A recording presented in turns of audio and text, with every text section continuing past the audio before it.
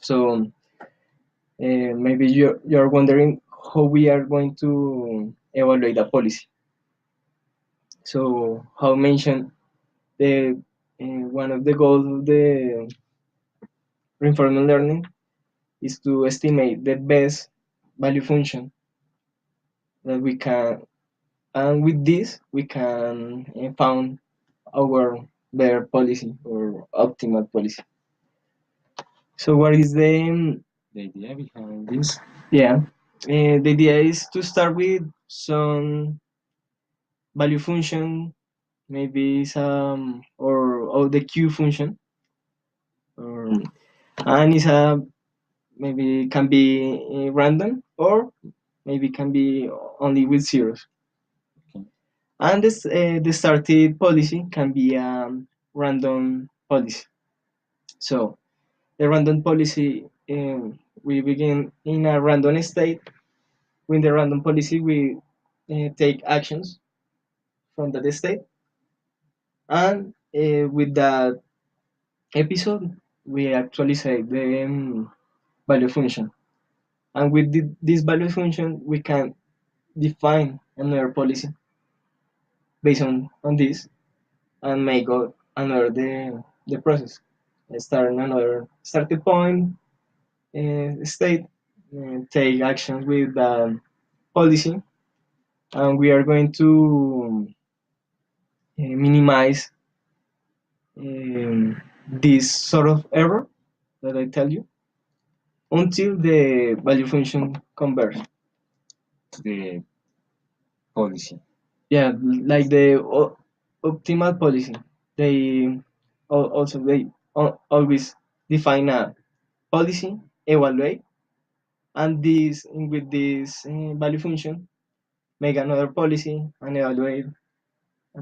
So at the end, the idea is that these are going to be the same, Um, like this, in this yeah, relation. because of with value functions define a partial ordering over policies. So if we had a optimal state value function that is associated with a optimal policy. So only we are looking for the best value function, the max, the maximum. So until now, what we're what were we talking about? Okay, so in this presentation, we have talked about the problem. We give a brief summary of the problem of the reinforcement learning. Then we give a mathematical framework for developing these solutions. This is Markov decision. And at the end, we give this solution based on the optimal value function and states and actions. So the idea at the end is to find this optimal value function, and once we have this with a policy and action, uh, we can say that we have solved the problem. Yeah, and something that I remember in this case, I'm working with the same policy that I define. It's kind of follow the policy that associated with the value function, you know. But also that is the Grady policy and is on policy algorithm. Something different from the SARSA in the Q-learning is that is of policy. It means that it not depends of the same policy value function pair, but it can learn from another policies. For example, this um, we are training a model to play chess. So we can have a person that is a policy, the action that is an agent, and he had a policy that take actions in the game. Also, we can have another game or we can have another um, policy that we trained before. And with these different policies, I can um, train the algorithm.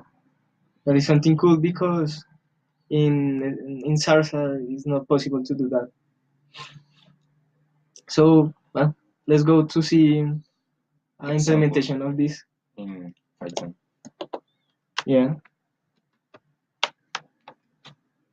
So here, what we have here is we are in this point, and the idea is to get the viewer. So we can stay starting any of these points, and we have to make movements which are going to be go left or go right if we are in this point. But we don't know, no? Is the Okay, but is the like the optimal? But of course, at the beginning, he has to explore all the possible action he can make. yeah. Uh, And what is this hole? The red. this holds like you lose the game. Okay. So if I go to the seven tile, I receive a positive return. If I go to the first tile, I receive a negative reward. Okay, yeah, that's the idea. So in this case, we have positive return, and in this case, we have negative reward. Yeah.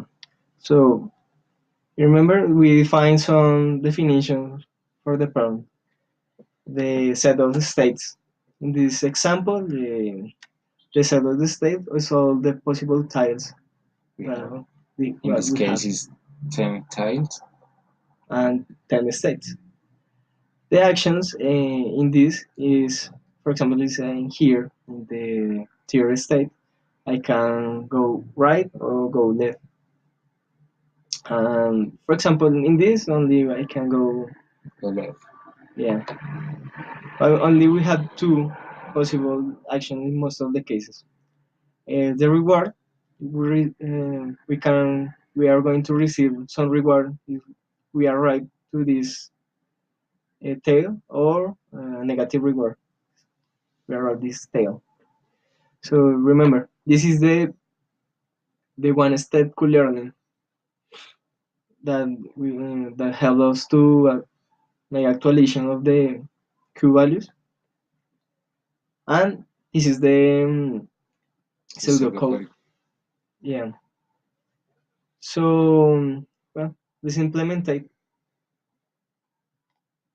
So first, we need to define a reward matrix.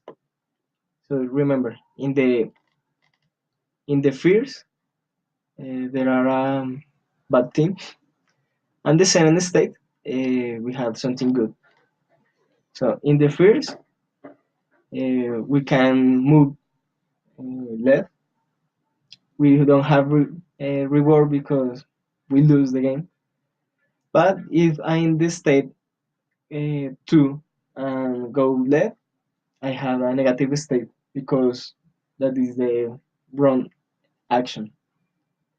Also, is we are in the state 7 and or in the state 8, and we are right to the state 6. 6. Excuse me, 6, 8, and we are right to the state 7. We have a possible return in this case. Also, we can change these values. No, it's not defined. We define this. Okay.